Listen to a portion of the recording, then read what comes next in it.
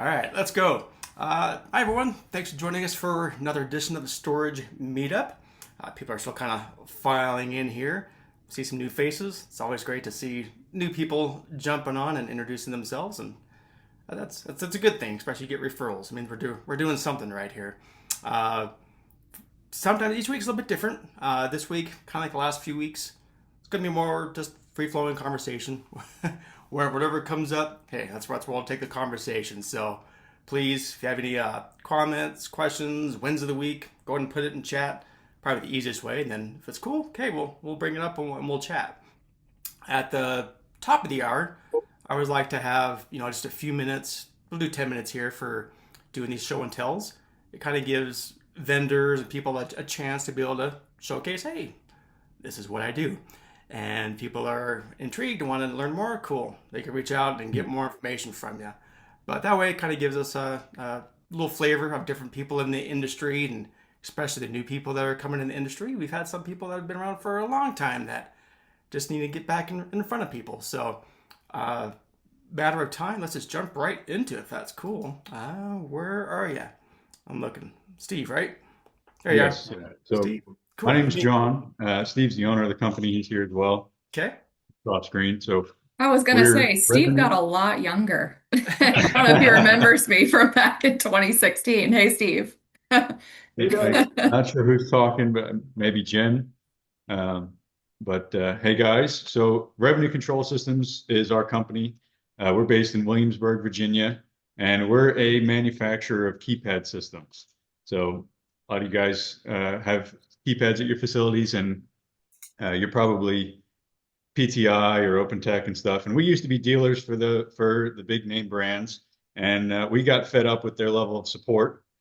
Mainly Steve did before I was joined full time, and so he decided to create his own keypad system. After fiddling around for a while, he developed what we have here today. So this is our main competitor system. It's called our on-site system.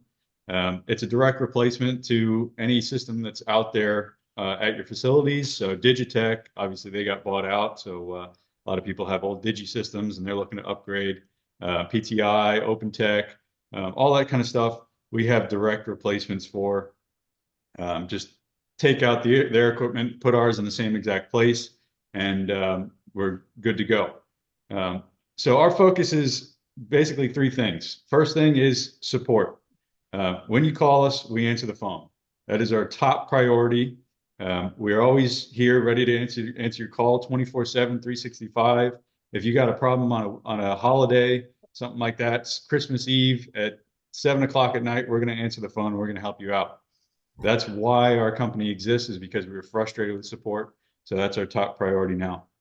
Second thing is our equipment is designed to be as robust and serviceable as possible.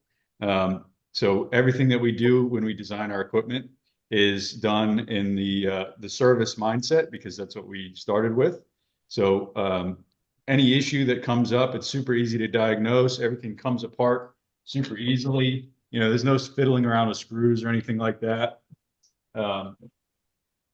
And everything's made with the top quality materials. We went through a lot of effort and iteration to come up with the best possible displays, best beepers, best keypads that are going to stand the test of time. Nothing rusts. It's aluminum, looks nice. So that's number two. And then number three is price. We're always trying to come in lower than our competitors. So we pride ourselves on beating the competition. And even if we don't beat them on the first thing, our competition likes to charge massive monthly fees or yearly fees. So we like to not charge monthly or yearly fees. So we have two systems. Our first one is our desktop-based system, which you guys are probably familiar with, the way that the industry always worked. You have a software on your computer, on your desktop computer in the office, and that talks to your management software and talks to the keypad. So we have that, and we charge no yearly or monthly fees for that. So you can keep that type if you like. And then we also have what we just released and we've been trying to promote recently is for the bigger people, like management companies, if they're looking partner up with any management companies. We're also coming out with our enterprise system. I'm going to mute everyone and take you off. There we go. Thank you. Can you hear There me? you go. Go ahead. Yep. All right. So we just released our keypad control enterprise system, which is our cloud-based system. So it uses the same exact hardware, same controller, same keypads.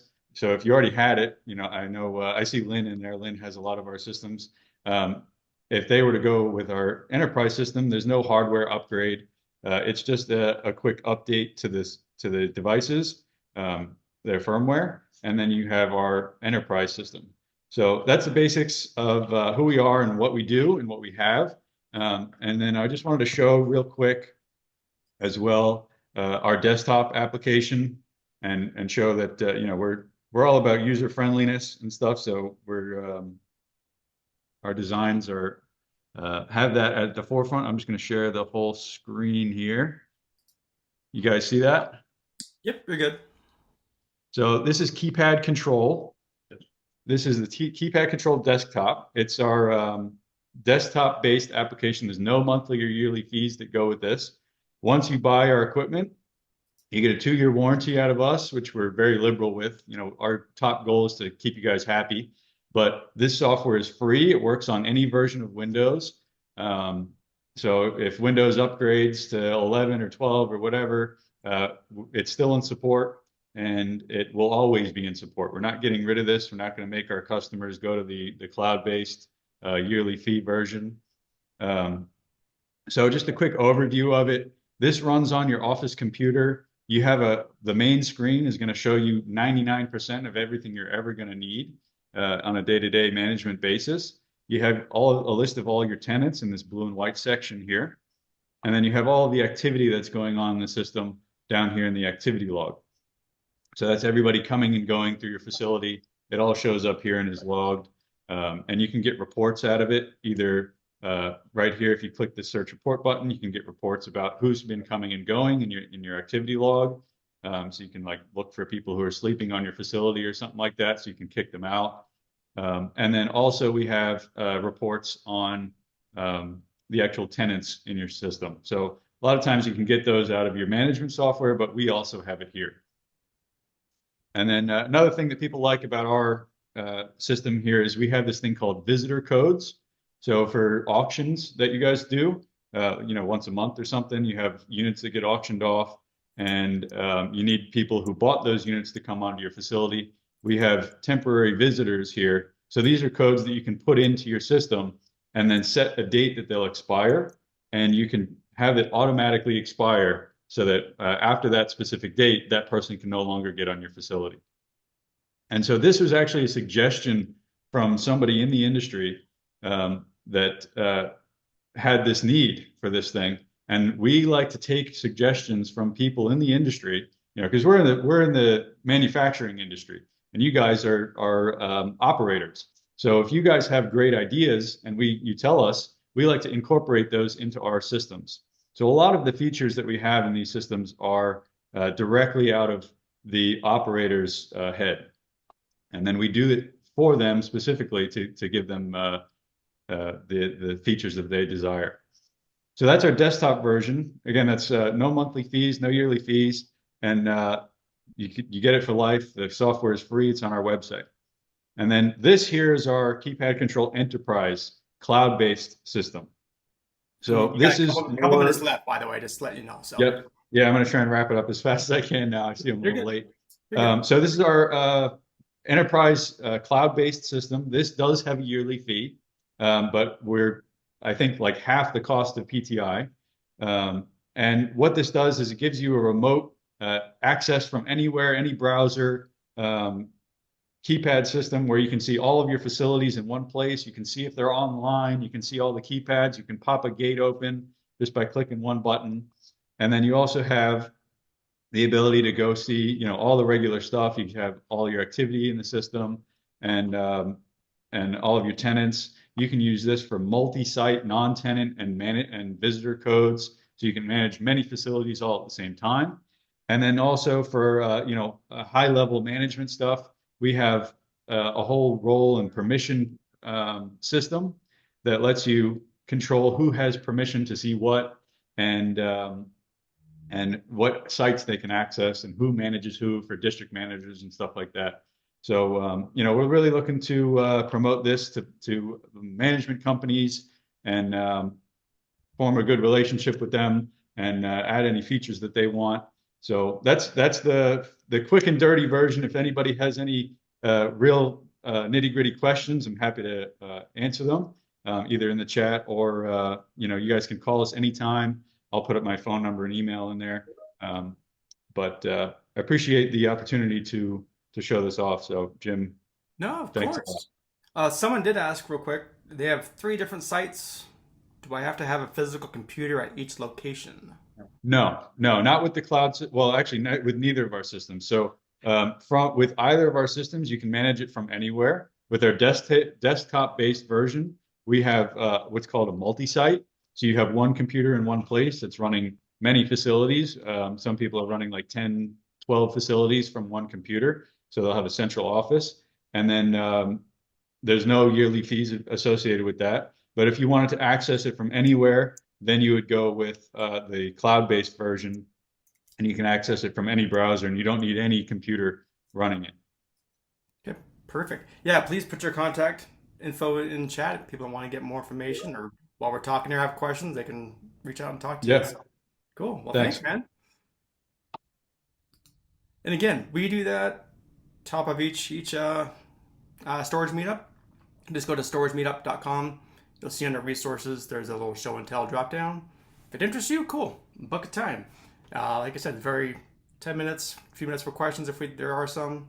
Very free flowing. And if there's a spot open, cool, you can have it. There's no vetting. So there you go. Again, free flowing conversation. I'm just looking here as people are chatting as we're talking here. Kate, if you don't mind, I'll call on you since you're asking about some marketing and these spots and some facilities. You there? Cool. Yeah. Hi everyone. Hi, Tim. Yeah. I just bought a facility in Connecticut. I bought with very low occupancy. It's a 2 location. One they have 60% occupancy, and another one is 50% occupancy. So far, right now, I just set up everything and I pay for SpareFoot, but I don't getting anything for move in at all a month so far. I'm not sure should I pay more marketing at the same time everything, but right now I can tell because it's a icy, it's a just winter storm over there, a lot of snow over there. Might be not move in yet, but my question, because in the previous owner they've been like 5 years, but the occupancy not going up. And over there, the competition is most likely it's a big rate. It's like Cube Smart, not many self-storage over there, but most likely it's a big rate. So yeah, that's why I'm thinking, should I put more marketing after like we clean out the storm, everything, or should just like slowly for marketing, Sure. That's a big question. Just a couple things real quick. How many units are we talking about here? How big of a facility? It's also a small facility. One location is 90 unit. Yes, each location 90 unit each. Yes, and it have more small unit. Right now, I'm working on to expand to a bigger unit because I see the high demand in area. It most likely is a big unit. Gotcha. So basically, the smaller units doesn't take a whole lot of rentals to move that needle for your occupancy. So we'll kind of look at. And put it in chat. We'll look at it. We might circle back to you. Okay. That will give us an opportunity for some of us marketers aren't here to kind of look some of the low-hanging fruit that you might be able to may not be optimized right now. We can look at real quick. So if you don't mind, do you want to throw in your website to Sure, yeah. your facilities? Do that, and I'm sure some of us will be working in the background, and we'll circle back to you with some concrete suggestions for you, not just generics. Okay. Sounds good. Thank you. Cool. Yeah, do that.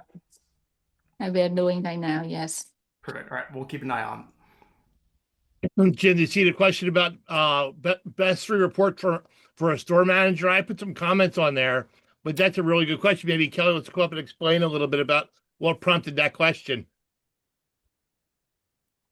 Yeah, who was that? I didn't see. Kelly Hembolt. You want to hop up and articulate on your question a little bit more? Maybe not. Maybe not. Well, let's. Okay, I see it now. I would like to know what are the 3 best reports to be looking at as a store manager. Right. So, and again, doesn't matter what software. You're gonna have your basic reports that you want to be looking at. So, what would you put as your answer, Jim? And we'll jump on it after that. I put management summary, your lead funnel report, and your occupancy statistics report for looking and doing your comp reports. Those are probably 3 key ones to look at to make and when sure. you're looking at, break it down a little bit. When you're looking at your management summary, what are you kind of focusing on? On that one, there's 2 parts for me. You're looking at your lead portion of it, and then I'm looking at your collection portion of it to make sure you're collecting the money that's owed you. Because a lot of times when I'm looking at reports and looking at new property, taking them over there, a lot of them don't do a really nice job on managing the receivable part of the property. So I can give you plenty of examples of stores we took over that had people that were 90, 120, 180, 240 days past due because they were allowing partial payments. So the money that was not coming into the bank because people weren't paying their bills on time. So as a site manager, my team's focus on 2 things. 1, renting space, and 2, collecting the money. If you do those 2 things the right way and control those, you're going to be successful. Yep. And when you were mentioning about leads, just want to stress garbage in, garbage out. Most people I see don't actually put the leads in correctly or tracking it, so you have nothing to base it off of. So just be very Kate mindful. Kate made a point about SpareFoot, and I literally just worked with a client last week on SpareFoot. SpareFoot, they only had 1 unit type on the SpareFoot page. So they had, 13, 14, store sizes, but they only put 1 on SpareFoot because that's the only one they want to advertise. Well, that will actually negatively affect the algorithm on SpareFoot. So you want to make sure everything's there. But the big thing is making sure, it all goes back to leads, Jim, following up on the leads when they come in the door. Because that's the biggest thing we see across the board when I consult. Leads are coming in, but they're waiting a day, 2 days, 3 days to get back to somebody. And by the time, and I know, Lynn, that's a pet peeve of yours all the time, lead follow-up. If you're not following up when they come in, they're gone. For sure. Nothing frustrates me more. Nothing keeps me awake more of all the amount of money that we spend on making sure a lead comes to our website or walks through our door or whatever, that we don't handle it right. And I think sometimes, especially on-site managers, get a little confused that is not that if your managers don't understand that is the absolute 100% number 1 part of their job is to jump on a lead and close it. Then you're doing something wrong. Nothing else is as important. Right. So I got a Lynn, would question you- regarding SpareFoot. What do you guys overall think on it? I've had it at one of my facilities. It really didn't bring me much leads, and they always charge no matter what, because my system does not integrate with their storable products. But I got a new facility out in Texas. It was previously on storable product, and they still had it on there. The seller has not given any information regarding this login information for me to correct anything. But I'm still getting calls here and there. My question overall is, do you think it's worth reinitiating it? It won't be on their storable system. But my previous experience, I was paying $300, $400 a month for no leads or no move-ins. Like, people would click on it, they'd call, and I wasn't able to get them in the door, but I'd still be, paying out that $300, $400 a month no matter what. Jake, I know people are going to argue with me, but I can tell you in my previous experience with my last 2 companies, they were a vital part for us. And I mean, 2024, we had a 54% close percentage on SpareFoot, and my average cost for rental was $127 because of how we managed it. So to Lynn's point about being on top of the leads when they come in my world, it didn't matter where the lead came from. SpareFoot, my website, the call center, a walk-in, whatever. every lead got treated the same way. Every lead got worked the same way. And like I said, we had a 54% close on SpareFoot in 2024. They got me over 1,000 rentals for 30 locations. For me, it was worth every penny I spent. But, and a big but, I managed it correctly. You can have SpareFoot and not do anything with it, and get bills and whatever. I just had a client in Georgia that went back on the SpareFoot because they weren't on that, and got 10 rentals for their 3 stores in the month of January because they were relevant. Their pages were right. The leads came in and the managers responded to them. So I know a lot of people love to hate SpareFoot for a lot of reasons, storable, and I get all that, and I don't get into politics. But if you use the tool the right way, it is effective. Hey, Jim, I think that, I agree with you. I think that the biggest problem that people have with SpareFoot is they throw their site up and then they never go back again, and they complain about the money. And you have to work it. You can get caught in their death spiral, but you have to look at your acquisition cost for a SpareFoot rental versus a Google rental. If you're spending $1,000 a month on Google to get, 4 reservations, you've got a pretty high cost per acquisition, and you have to manage it. You have to make sure your units are up. You have to make sure your pictures are relevant. You have to change your bid based on your occupancy, and it's not something that you just put up and forget. And I think that's where people get turned around backwards. So, Randy, I had 30 plus stores. You had more stores than I do. And Lynn, you got 200 and 300 plus stores right now. We're all kind of shaking our head that it's there if it's worked right. And to your point, Randy, you pay for what you rent, right? And if anybody tracks their length of stay through their softwares and goes back and does an ROI on what you're spending, I had one owner in my last company that argued with us left and right, and he had a 327% ROI on SpareFoot rentals. Like, why would you want to get rid of that? Well, I don't like them. I said, well, that's cutting off your nose to spite your face because they're getting you product. But if you don't work it right and you don't follow up on the leads, like Lynn said earlier, you're spending money you're losing.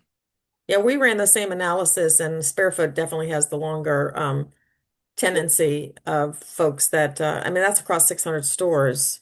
So when you see that data, you become a believer. You just got to be smart about it. And to that other gentleman's, you have to treat it just like your Google My Business page or just like your website. It needs constant refresh. You got to look at it. Yeah. Right? Don't set it and forget it.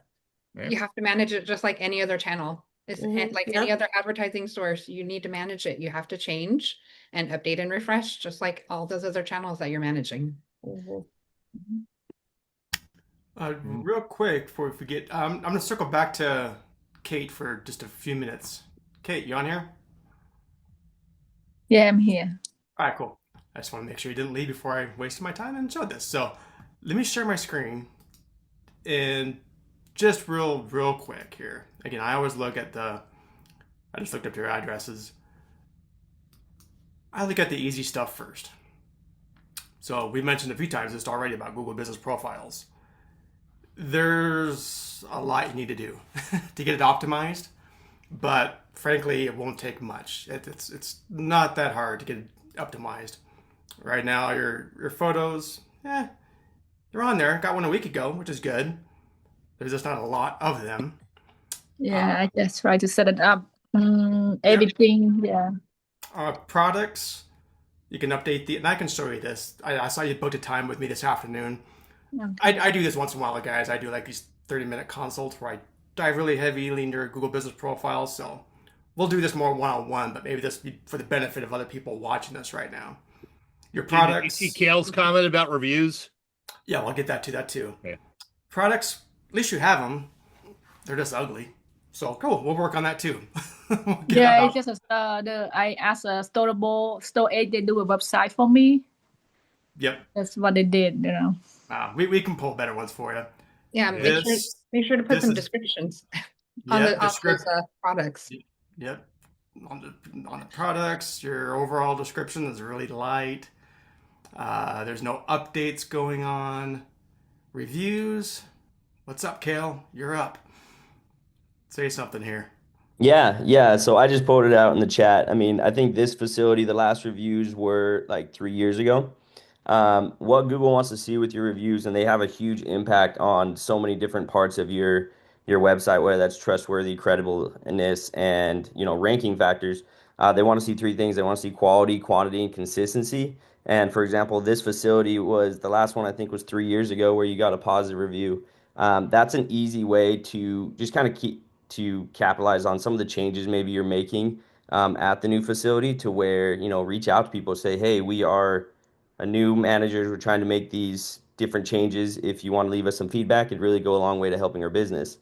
Just by starting to do that a little bit more consistently, will really go a long way and help you to rank higher, help you to show up more on Google, help you to be more trustworthy, more credible. And it's an easy place to start that it has a really huge impact over time.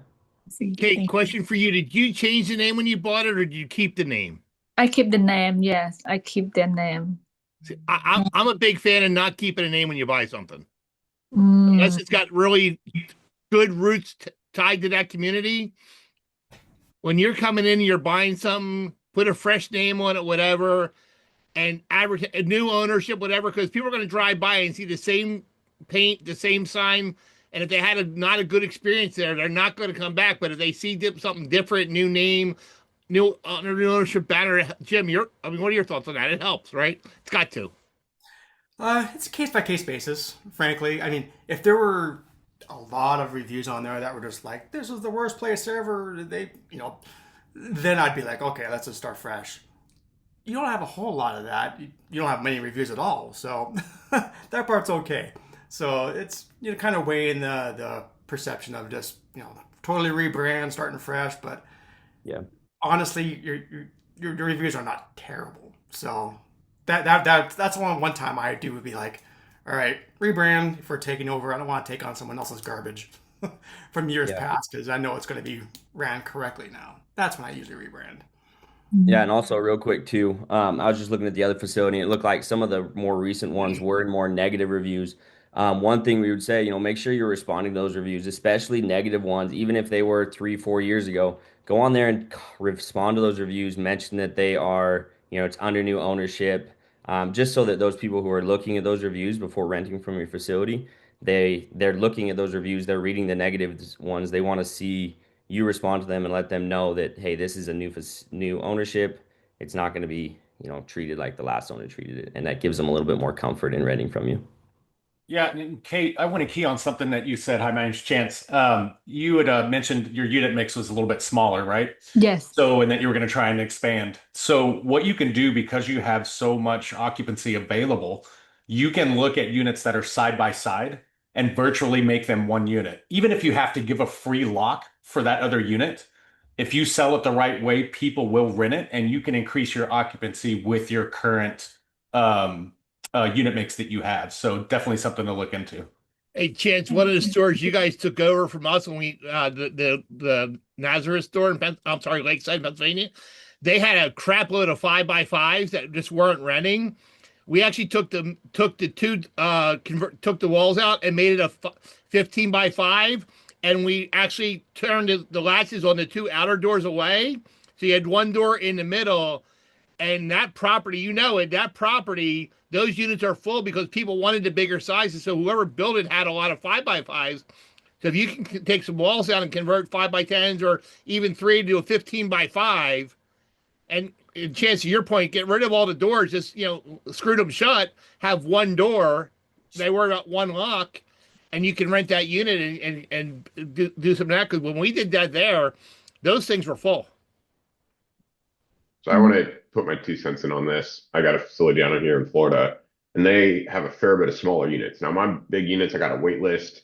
I've converted some 5x5s, and I've actually converted a 10x10, a 5x5, and two 5x5s, one 10x10, and one 5x10 to make a 10x20. Yeah. And it got filled up immediately. The only kicker with that for me was people want large doors. So I had to find more of a unique situation where he didn't need a large door right away.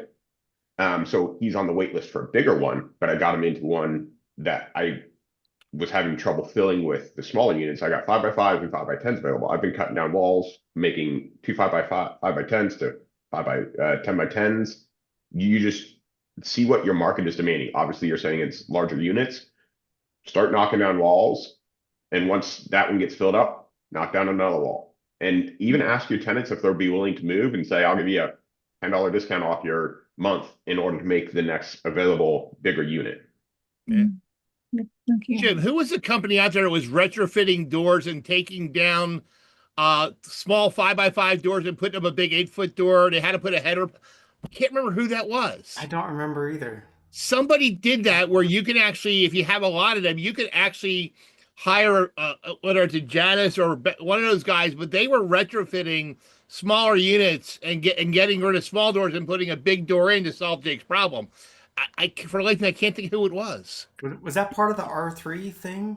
It might have been part of the R3 It thing might have with the been. Janus. Yeah, Yeah, yeah. nobody's on here from Janus, right? But Okay. Lynn, do you remember who that was? Because I mean, I know it was several years ago they were doing that, but it went well. Yeah, I've got that one I've debated on switching it out. It's got a header across, it's concrete block. So I want to get Yeah. like someone structural to come in and say, yes, it would support it. I'm 99% sure it would. But I just want that side one, that last final from somebody who knows what they're looking at truly. Angel made a good point about removing walls. You got to make sure you maintain structural integrity. Angel, that's a really good point, especially if you got built a 2-story building, whatever. You want to make sure you're straight. But yeah, you can tell when you're taking the walls down if you're beaming there or whatever. I mean, I would think most common sense people would know that this wall needs to be there, but don't know. Never know.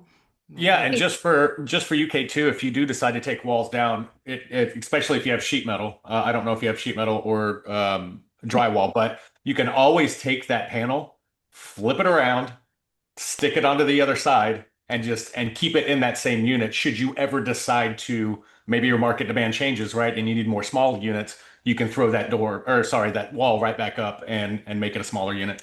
Couple screws goes a long way, Chance. Yes, sir. Yeah, that's good. Yeah. Hey, I had a question for you.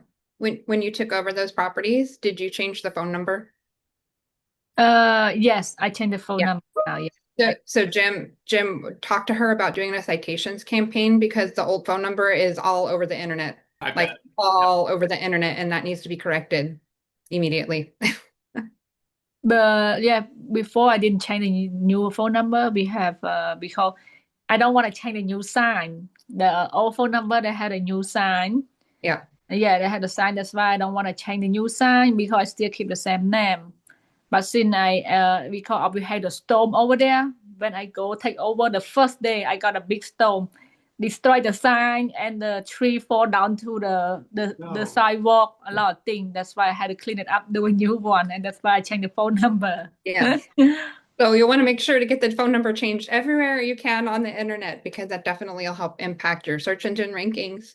Your name, address, and phone number aren't consistent, and you want to make sure that people are finding you elsewhere and you have a phone number that's actually working. So put that on your list, Jim.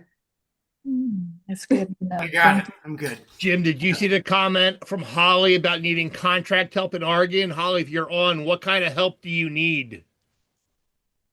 So I have updated our contracts and I need them like reviewed to make sure that I've got all of our ducks in a row.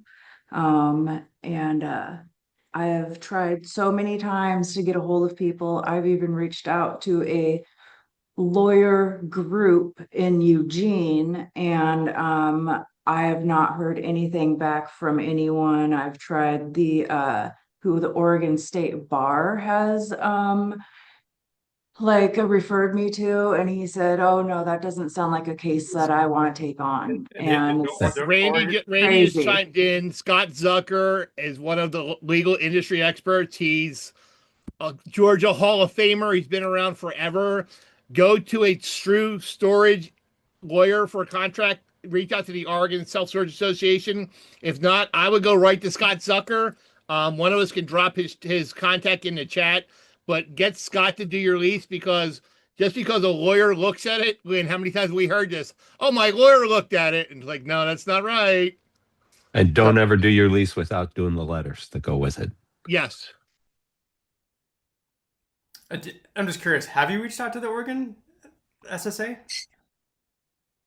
And you're not hearing anything back? I have not been able to actually contact anyone in the legal department, and there's no way to like contact the like legal department, and I have tried to email them and ask them who in Oregon would Yeah. Point you in the right direction. yeah, and I have not gotten anything back. All right, Oregon Anybody SSA, on anyone on here here? from We're gonna call Oregon? you No, out. but I think they're managed by the SSA. They That's are. why. There you go. Okay. All right. No comment. Scott, you're an Oregon boy, right. born and raised. You should know somebody. I know. I just put Zucker's email in the Jeff comments. Greenberger too. Yeah, they're all there. So Yeah. yeah. So Yep. grab that, Holly. Scott Zucker's email. I think I ran Holly, into it's not. Jeff He will get back to you. Greenberg at Vegas in October. Perfect. I know. It is I know not- Jeff yeah, Greenberger it's not- does free analysis. So yeah. And it's not cheap to do it. However, neither is a lawsuit. So everybody knows on here I'm a stickler for especially state statutes and how they're followed. So I've been through that, down that road. So it's worth the legal battle that may come on down later on down the road. Anthony, you got to share the story about how your fonts changed in your one lease and you had a headache with that. So, well, I mean, are you talking to the software's proprietary system that they changed everything and all No, that? just the importance of the lease being right, even down to the font level. Because certain Yeah. states have certain fonts and Mhm. whatever, and if that's not right in your lease, it can cause headaches. Yeah, so that's one thing. If I work for Your Storage, our leases were written by Jeff Greenberger. We had a lot of back and forth with him and good things, and even down to, like you're saying, even down to the state statutes where your font has to be. It says in the state statutes, what font has to be there, the exact wording. I'm in South Carolina, Georgia, and Arizona are one where there's specifics in there where a customer can choose which way they say receive legal notifications. So if you are putting together a lease, I'll do one for Alana because Alana's been helping me out. If you go to storageauctions.com, and then if you scroll down to the bottom of Storage Auctions, you'll see, or if the link is still there, they just update the website. If the links are still there, it'll bring you right to your state statutes. You'll be able to look it up. Take a look at it. It'll say in there everything you need. Perfect. Got something I want to bring up because we're talking about contracts, leases, all that kind of stuff. A Facebook group reached out to me, and I thought it was a good idea. They're like, "Can you take some of the comments that people put in my Facebook group and answer them?" So what I'll do, I'm gonna. Okay. Hear me out. I want to mention the comment, throw it out there, and if it's works well, I'll throw it in as a comment to them just so they can say, "Hey, we're here talking about it." So, come on, Jim? What are you owing about? Dude, how many times have we had these conversations about the stupidity of comments in the Facebook groups? Well, that's why we're here with the voice of reason. That's what we're gonna do. That's what we're gonna be. All right, let me try it. We're gonna try it one time. Just humor And me. you're saying this with a straight face, my bud. Yeah, I don't. I'm not going down that path again. I got where everybody knows I got where I got, and so I used to do the Facebook stuff. We've all been here, so we can go off some experience. I'll read it to you. Hey guys, I have a conundrum of a situation. I recently started managing this facility. We use Storable Easy and reside in Minnesota. I have a handful of tenants that do not have their storage agreements signed. Whether that's from the past negligence or loss during the merge of our two facilities into one dashboard, I'm not sure. But I have sent out multiple requests via email, mail, and text, and some just never respond. How would you enforce this? And does no agreement on file still auto apply after they've been a tenant for so long? especially because they continue to pay. What steps would you take moving forward? My first question, Jim, is Minnesota one of the newest states that the legal team has made that rule that if they send out the letter and they don't sign within 30 days, it's automatically assumed to be signed? That's Do something we we gotta know? research. I don't know. I'll have to look. That's But I know, top of my I list. know those guys have done a fantastic job with a lot of states getting that law passed, which has saved a lot of us a lot of headache. Yeah, which I is don't know if essentially you send out a Minnesota's one or letter. not. Basically, it says you're sending out a letter saying this is our notice. If you don't respond within 30 days, make a payment, whatever, it's enforceable. Right. Yeah. Yep. Yeah, it's all about the George's for language. yeah. It's all about the language to Again, the letter. Continued after yeah. 30 days, continued occupancy of the space is tacit agreement to that lease, and it makes it effective. And then just keep that on file. I think we that- all, depending on our software, are constantly chasing leases. It's super frustrating, super frustrating. So as often as you can kind of tighten that up, the better. So, but that Wait, do you language. know how many is- states have passed that law now? I don't know.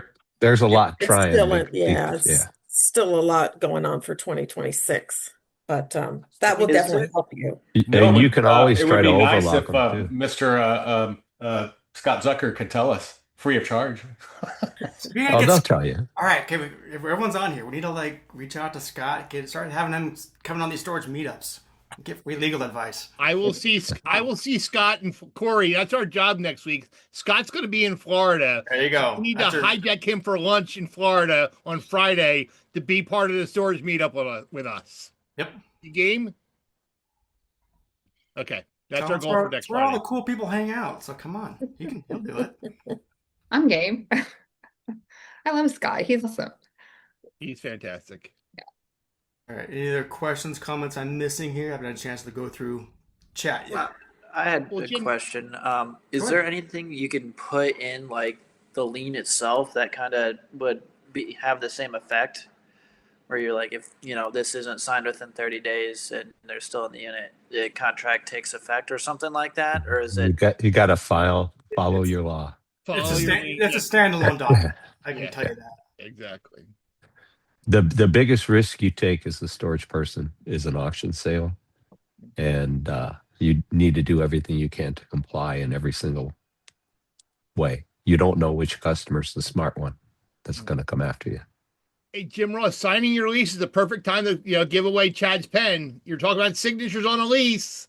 It's up to you. Find Yeah, I got it. We actually made a custom buyer seller set for someone that was really. buying a house, and they were selling their house and they wanted to memorialize it. So anyone wants to do that, we can do custom buyer seller sets. Anybody who jumped on after we started, Chad put in the chat. Chad is we're giving away a pen that Chad handcrafted earlier just for this show. So take a peek at it, but it's kind of cool to have some of Chad's work done. So let's do this. This is how you're entered in the giveaway, and we'll do the giveaway before. You got 15 minutes. We'll do it before we wrap up. So you got to put it in chat. I want one idea, just one, for a future marketing focus segment that we'll be doing for the storage meetup. One specific idea, whether that be photos, whether it be using AI, whether it be for Google profile optimization. I want one specific idea you'd like us to focus on in a future marketing focused storage meetup. So put your idea in chat. Whoever puts their ideas in there, then we'll draw randomly. So there you go. How about that? Are the Chad, marketers, you need to be are the able to- marketers excluded? No, no, you're excluded. You're in, Corey. you're in. I value your opinion more than most. So yeah, put it in for sure. All right, there you go. All right, anyone else I'm missing? Questions, comments? Having a chance to go through it. If not, I'm gonna give you another Facebook comment that you can complain about. Yeah, Somebody- sorry, I did put one about, I was looking for my first facility, and I'm evaluating a possible partnership with somebody who would take out the loan 70% and I'll provide the equity 30%. So normally, how is that structured? I don't know, but Tommy, I would reach out. Is Matt on here this week? I didn't see him, but I would reach out to Matt Van Horn to help you maybe find a property.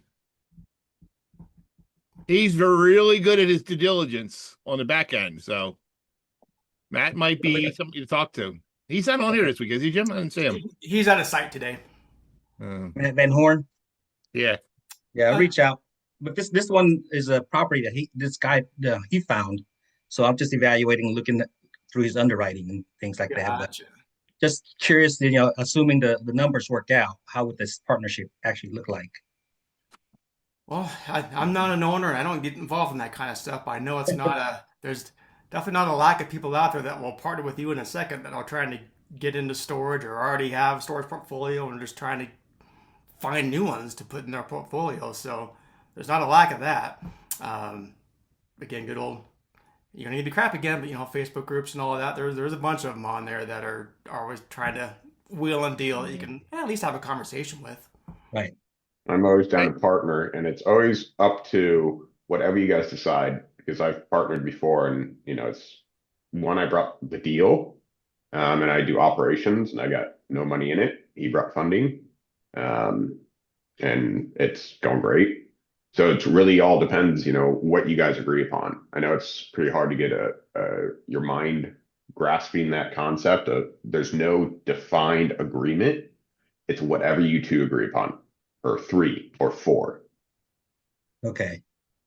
Because I guess my thought is being, because since I'm bringing all the equity, the hard capital, would I get a bigger percentage of the profit? It depends. Like I'm split 50-50 with a guy. I bring the deal. I do all the back end stuff. He just sits there and collects a check.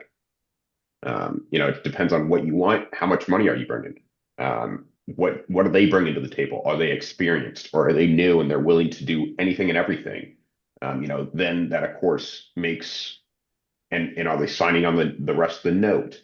There's variations, but again, it just depends on what you guys agree upon.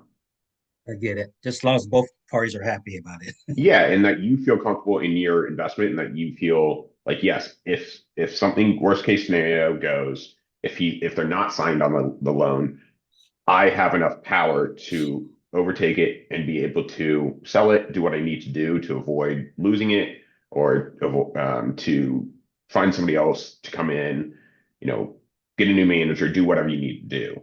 Okay.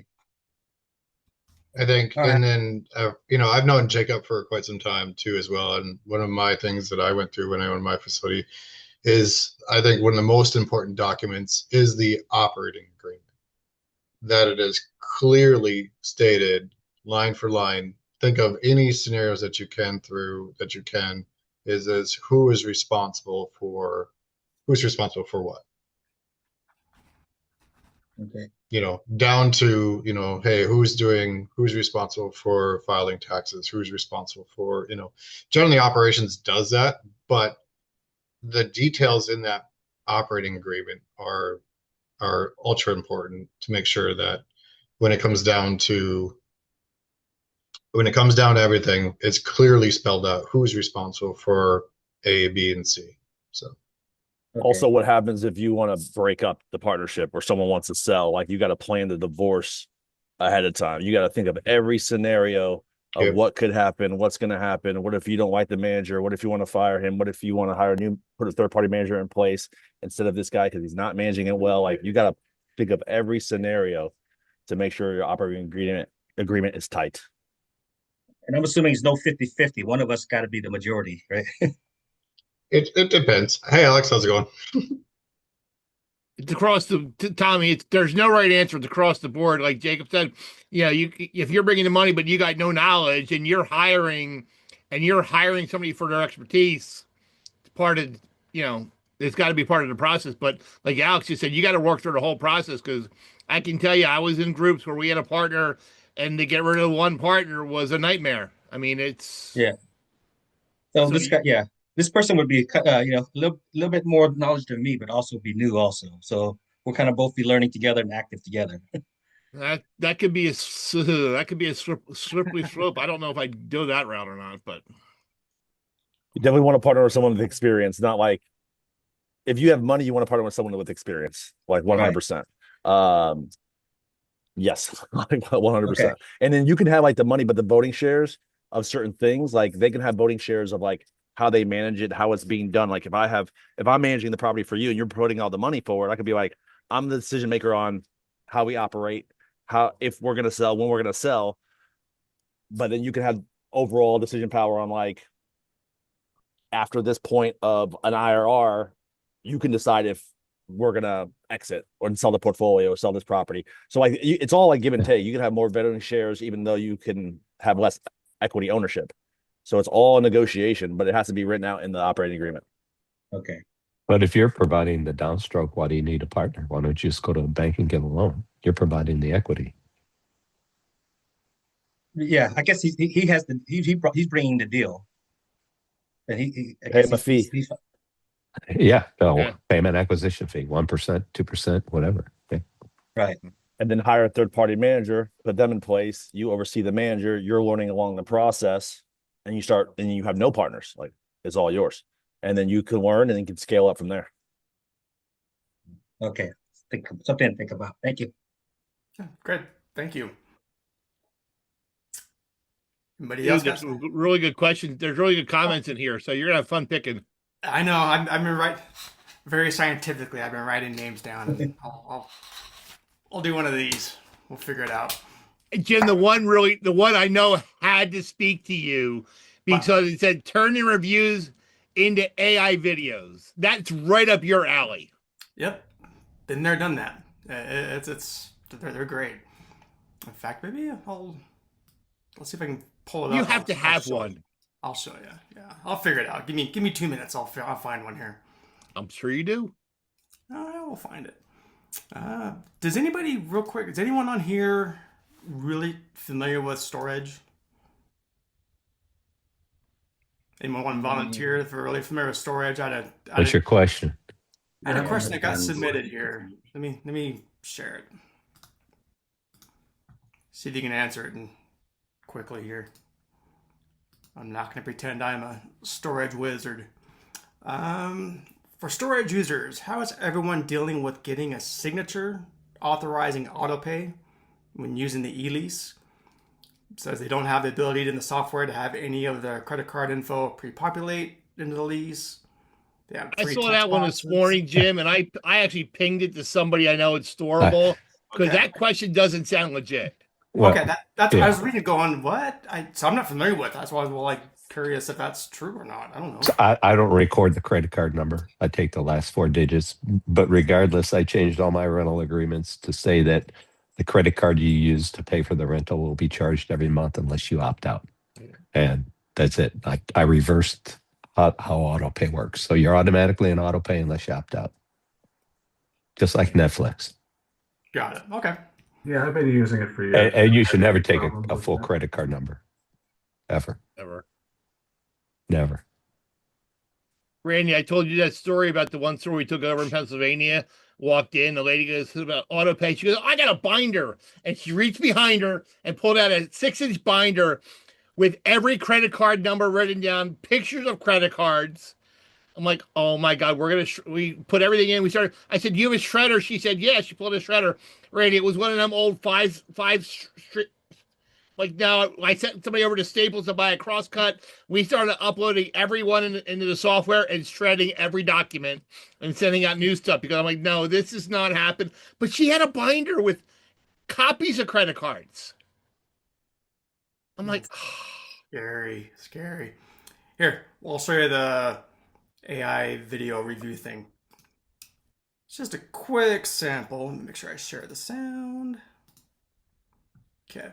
Just a quick example. It's 3 layers. I had the manager take a picture. So the background is the storage location. Then I had AI to say, cool, make me a image of a woman, that's going to be our customer, in front of that image, given the review. So this is what it is. I am so happy that I chose Elite Storage. They definitely have the best value in town. So it gives you an idea. I mean, it's a quick little 8 seconds, but yeah, it's it's a real customer review, but animated for video. And yeah, put it up on Google Business Profile, maybe on your website. You start collecting these video testimonials. I would just stress you say this is AI generated, and not be like, hey, this is real customers, but it's based off. Don't use their name. Yeah, exactly. So it's based off reviews. And I'm still playing around with that, making sure legalities, because I don't want to take anyone's exact phrasing and to have them say, hey, that's my words, but that's not me saying it. You know what I mean? So it's kind of based off their reviews, but animated. Anyway, so something I'm really focusing on putting Google profiles on their websites, that kind of stuff. So there's definitely ways you can start leveraging AI for these kind of things. It is fun, but yeah, I'm along with everybody else. I'm just learning and playing as we go. So I'm curious to see what other people start implementing in their own businesses. And it's not just storage.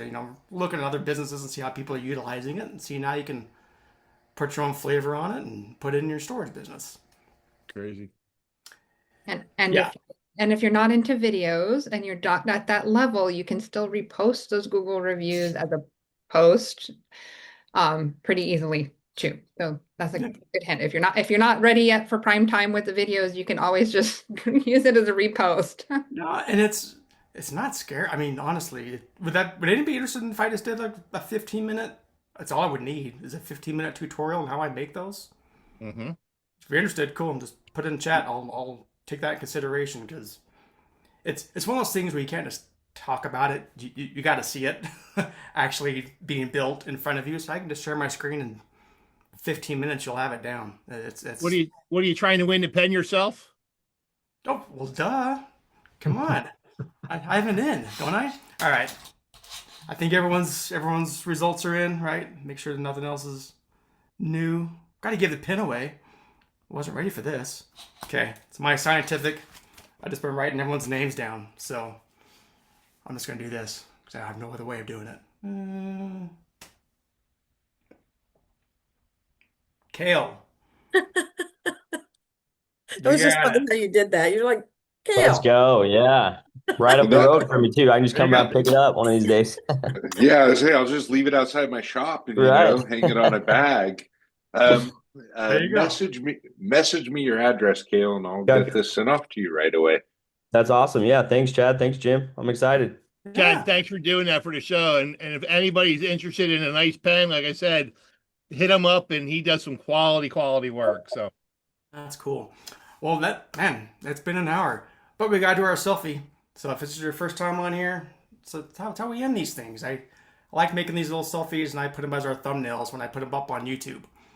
Speaking of which, again, I've been asked a few times again this week, where are the replays? StorageMeetup.com. They're all there. StorageMeetup.com. You'll see the replays. Click it. I do the replays. I kind of package it with some key moments. I even do some AI video overviews. If you don't want to sit through the whole hour, you can watch the 10-minute overview. So it's kind of fun. But let's do a little selfie here. So if you're on here, camera's on, please. And we will smile. Count of 3. 1, 2, 3. One more. So we got enough people on here. Cool. Ready? 1, 2, 3. Sweet. We are good. Well, thanks everyone. That was fun. Again, different flavor every week. We never know what we're gonna get till we start jumping into these meetups. So once again, I appreciate everyone taking the time out of your day. It means a lot. I will keep saying that because it does. It means a lot the way everyone's on here, giving value, saying hi, just making connections. It's fun seeing everyone, even if we're not in person. Second best thing, we can do it virtually here on Zoom. So this is fun. We'll keep it going. Remember, anybody in Florida next week, we're going to meet in the lobby for 12 o'clock on 11:30 on Friday to do a live one. So I know, Corey, you and I are going to be there. David, I think you're still going to be around. So anybody in Florida, stop by. I didn't mention this before, Jim, but you messaged me. This has been 2 years we've been doing this. Is it 2 years? It's been a long time. Yeah. But you messaged me saying, oh my gosh, the memory of 2 years. I don't keep track of that, but it's been 2 years we've been doing this, guys. So we'll keep it going. It ain't going anywhere. So we'll I sent you the cartoon you made for the first one, the Jim and Jim one. That was it, exactly. Jim, are you doing the AI thing afterwards? I'll try to make it here. I'll put it in chat here if you want. Let me stop recording.